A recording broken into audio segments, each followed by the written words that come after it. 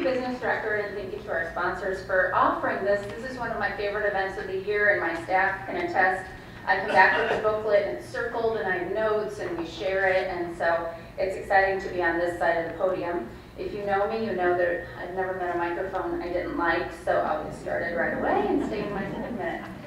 Number one for me is culture is key. And that can feel like common sense, that can feel fluffy, that can feel like icing on the cake. But I believe that it takes a real deliberate effort to create a culture that's inclusive, that's open, that's strength-focused, that really creates a place people want to work and stay. And I don't think it's icing on the cake. I think it's a key ingredient in that cake.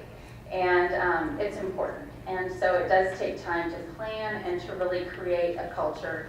And culture really is everything from the way people are greeted when they walk in the front door, to the way mistakes are handled, both internally and externally, to the way successes are celebrated. So culture is key, and it takes time and effort. Number two, this gets to the power of thank you.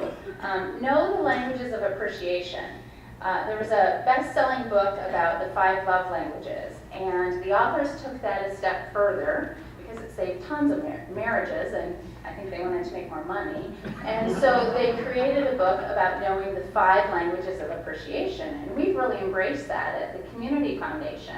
And it's about, again, taking deliberate time to know your team members and know what makes them feel appreciated and valued. Are they someone who appreciates a public shout out, or does that make them feel uncomfortable?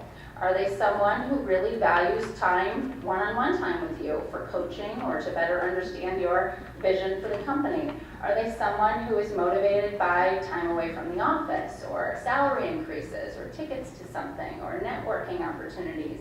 Take time to know what makes your team members tick and what makes them feel authentically appreciated and valued. And the fun thing about that is it's not a top-down approach. Once you start that, you really see that it flows across the organization, and there's nothing better than seeing that you've got a culture of true appreciation for the value that your team members bring. Number 3 for me, the speed of the engine determines the speed of the train.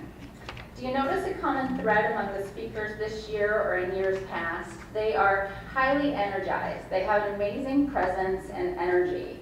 They inspire, because leaders set the tone. The speed of the engine determines the speed of the train.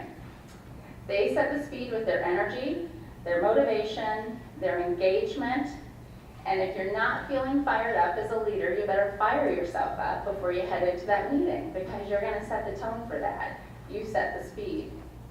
And finally, take the pause. Do you take the pause to authentically listen and digest what your team members are talking about, what they're asking you? As a leader, I think there's a pressure to know the answer. At least I felt that way, especially as a new leader. You're the leader. You should know the answers. But I know that my first off-the-cuff answer isn't always the right answer.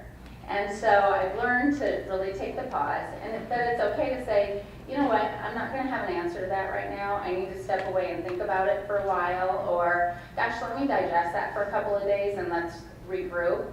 And I guarantee I will think about it. And it's oftentimes during a run or a shower, or even when I'm sleeping and my brain has time to rest a little bit, that the best strategy comes to me. So it's okay to take the pause. In fact, I think it's really important.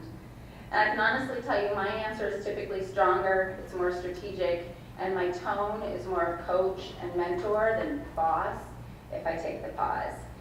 And emotional intelligence experts would tell us when you take the pause, ask yourself 3 questions.